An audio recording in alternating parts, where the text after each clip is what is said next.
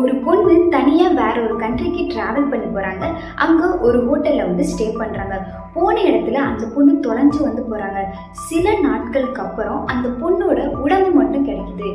யார் அந்த பொண்ணு, இந்த கேஸ் ஏன் இப்போ வரைக்கும் ரொம்பவே மிஸ்ட்ரியாக இருக்குன்றதையும் நெட்ஃப்ளிக்ஸ் இதை வச்சு ஒரு டாக்குமெண்ட்ரியை வந்து எடுத்திருக்காங்க.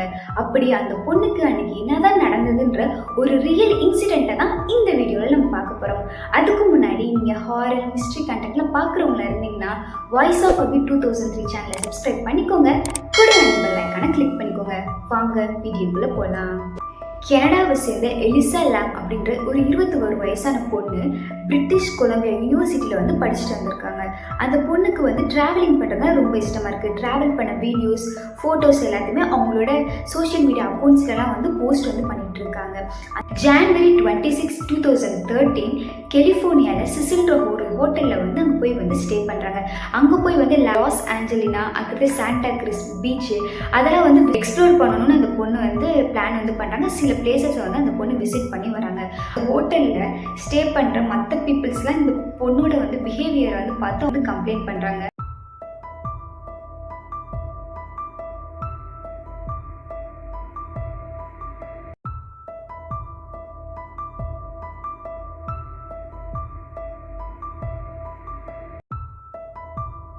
நீங்களே பார்த்துருப்பீங்க, அந்த பொண்ணு லிஃப்ட்டில் ஏறினோடனே எல்லா பட்டனும் அட் டைத்தில் ப்ரெஸ் பண்ணுறதா இருக்கட்டும், யாரையும் பார்த்து வந்து பயப்படுறதா இருக்கட்டும், யார்ட்டையும் வந்து பேசுகிற மாதிரி, இந்த மாதிரி அந்த பொண்ணோட பிஹேவியர் வந்து ரொம்பவே அப்நார்மலாக இருக்குது.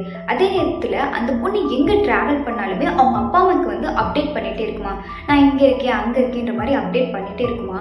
ஆனால் ஜான்வரி 31 இந்த பொண்ணுகிட்ட இருந்து எந்த ஒரு அப்டேட்டுமே அவங்க அப்பா அம்மாட்ட போகல.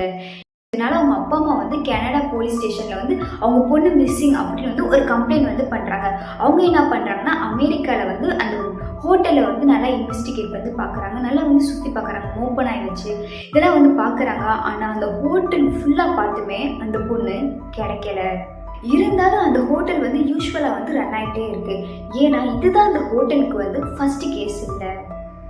அழகில் தான் அதிக அளவு ஆபத்து இருக்கும் நம்ம வந்து கேள்விப்பட்டிருக்கோம். அதுக்கு பெஸ்ட் எக்ஸாம்பிள் தான் இந்த செசல் ஹோட்டல். இந்த செசல் ஹோட்டல் 1924 கலிஃபோர்னியாவில் வந்து கட்டியிருக்காங்க. இந்த ஹோட்டல் வந்து பார்க்குறதுக்கு ரொம்பவே லக்ஸுரியாக இருந்தாலும் அதே சமயத்தில் பட்ஜெட் ஃப்ரெண்ட்லியாகவும் இருக்குது. ரிச்சர்ட் அப்படின்ற ஒரு சீரியல் கில்லர் வந்து அந்த ஹோட்டலில் 19th ஃப்ளோரில் வந்து ஸ்டே பண்ணிட்டு இருக்காரு. அங்கேருந்து தான் பல கொலைகளும் வந்து அவர் வந்து செய்கிறாரு. அவரோட ஸ்பிரிட்டும் தான் அந்த ஹோட்டலில் இன்னும் இருக்கிறதா வந்து சொல்கிறாங்க. அப்புறம் ஜாக்ன்ற ஆஸ்திரியன் சீரியல் கில்லரும் இதே ஹோட்டலில் வந்து ஸ்டே பண்ணதாகவும், அவர் இங்கேருந்து தான் வந்து நிறைய கொலைகளை வந்து செஞ்சதாகவும் வந்து சொல்கிறாங்க. அவரோட ஸ்பிரிட்டும் வந்து இங்கே இருக்கிறதாகவும் வந்து சொல்கிறாங்க. அங்கே போய் ஸ்டே பண்ண மக்கள் வந்து ஹாப்பியாக இருந்தாலுமே என்ன ரீசன்னே தெரியாமல் அவங்க தன்னைத்தானே தற்கொலை பண்ணி இறந்து போயிடுவாங்களாம். சில பேர் அந்த ஹோட்டலில் வித்தியாசமான சவுண்டு கேட்குறதா இருக்கட்டும், அடுத்து ஷேடோஸ் பார்க்குறதா இருக்கட்டும், அப்புறம் வந்து யாரோ நம்மளே வந்து பார்த்துட்டு இருக்க மாதிரி இருக்கட்டும், இந்த மாதிரி நிறைய பேரனாமல் ஆக்டிவிட்டீஸ் வந்து அந்த ஹோட்டல் ஸ்டார்ட் பண்ணதுலேருந்து இப்போ வரையும் கண்டினியூஸாக நடந்துகிட்டே இருக்கா. இப்போ அந்த கதைக்கு வாங்க. இப்போ அந்த ஹோட்டலில் ஸ்டே பண்ணுறவங்க என்ன சொல்கிறாங்கன்னா, அந்த ஹோட்டல் டேப்ல இருந்து தண்ணி வந்து ரொம்ப வந்து ப்ரெஷர் வந்து கம்மியாக வரதா சொல்கிறாங்க. அந்த தண்ணியோட வந்து டேஸ்ட் வந்து ரொம்ப டிஃப்ரெண்ட்டாக இருக்குன்னு வந்து போய் ஹோட்டலில் போய் வந்து கம்ப்ளைண்ட் பண்ணுறாங்க. இதனால் அவங்க போய் அந்த ஹோட்டலோட வாட்டர் டேங்கை வந்து போய் ஓப்பன் பண்ணி பார்க்குறாங்க. ஓப்பன் பண்ணி பார்த்தவங்களுக்கு மிகப்பெரிய ஷாக். என்னென்னா எலிசா அந்த தண்ணிக்குள்ளே வந்து மறந்துட்டு இருக்காங்க, கூடவே அவங்களோட ட்ரெஸ்ஸும். உடனே வந்து போலீஸ்க்கு வந்து இன்ஃபார்ம் பண்ணுறாங்க. இன்ஃபார்ம் பண்ணி அவங்களோட பாடியை வந்து எடுக்கிறாங்க. இருந்தாலும் அவங்க எதனால் இறந்தாங்கன்றது யாருக்குமே வந்து தெரியல. இந்த டேங்கோட ஹைட் வந்து 10 feet இருக்குது. இந்த டேங்கோட வெயிட் வந்து 420 kg வந்துருக்கு. இந்த டேங்கோட கேப் மட்டும் ஒரு 22 to 45 kg இருக்குன்னு வந்து சொல்கிறாங்க. அந்த டேங்க் பக்கத்தில் எந்த ஒரு ஏணியும் இல்லை. எப்படி அந்த பொண்ணு தனியாக வந்து அந்த டேங்க் மேலே ஏறினாங்க?